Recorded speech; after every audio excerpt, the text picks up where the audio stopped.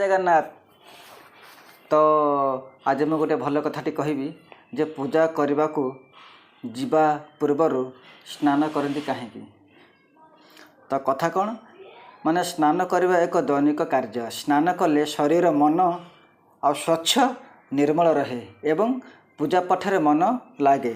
कथार अच्छी मन थय थिले गाड़िया गंगा, अर्थात मन पवित्र थिले सबु किछि पवित्र।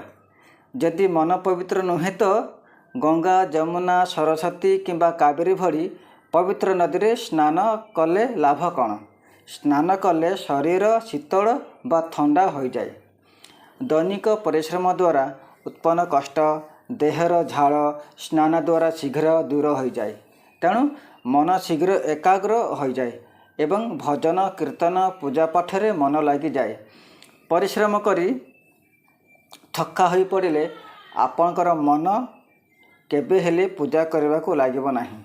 तेणु आपणकर शरीर असुस्थ मुंडबिंधा इत्यादि हेले पूजा पाठरे मन केबे लागिब नाही। मु मानुछि जे आपणकर मन पवित्र किंतु शरीर जदि साहाय्य न कला तेबे आपण पूजा पाठ किपरि करिवे। तेणे पूजा करने पूर्व स्नान निहाती दरकार।